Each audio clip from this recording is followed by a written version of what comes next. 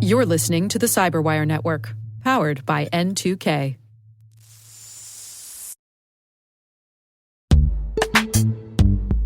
AI is making phishing attacks faster, more convincing, and harder for people to spot, and traditional security awareness and phishing training weren't designed for this level of attack.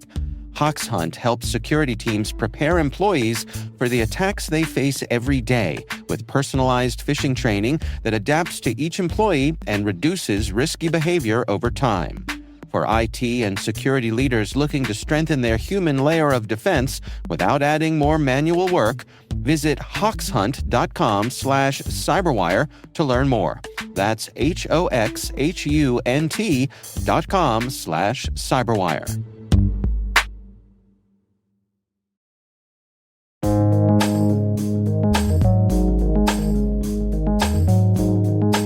The word is network slicing. Spelled network as in a group of connected computers and devices, and slicing as in separating branches of data communications within a network.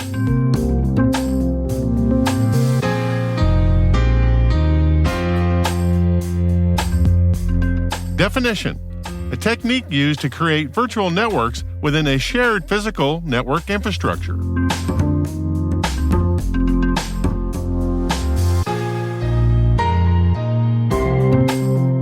Example sentence: network slicing allows different data sets to be transferred across the same physical infrastructure while remaining isolated from each other.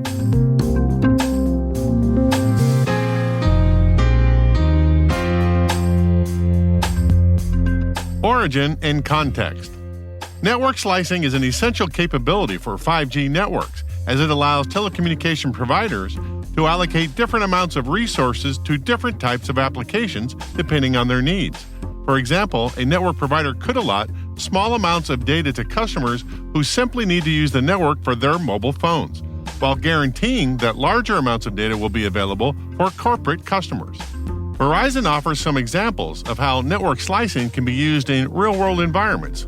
With 5G architectures in place, providers should someday be able to dedicate portions of their network to meet their customers' specific needs by scaling services up or down. Broadly, examples could include enabling the Internet of Things, IoT, in a manufacturing environment, or connecting and operating autonomous vehicles in a transport fleet, or separating AI-driven video analytics from point-of-sales information in a retail environment. More specifically, a 5G network slice could support autonomous forklifts in a factory to help ensure communication so that nearby factory workers remain safe even when there is a surge of communications traffic from other areas in the factory.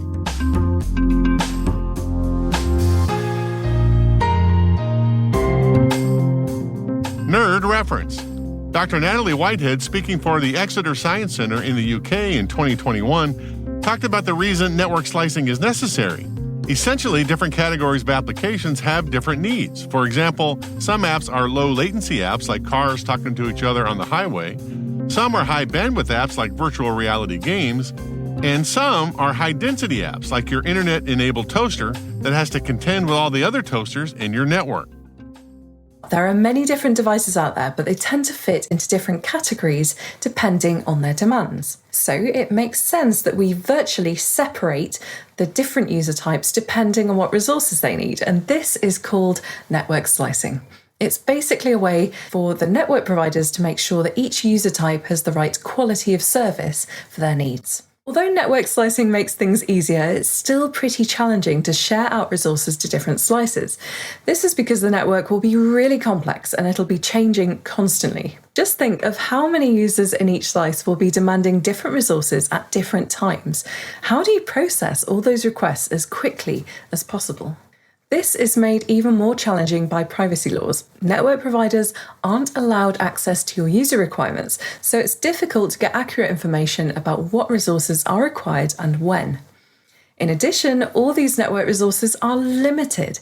You just can't give every device a super high bandwidth and low latency service. It would cost too much energy and too much money.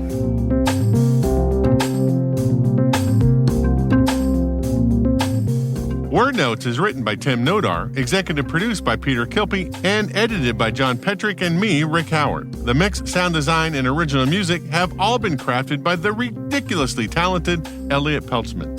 Thanks for listening.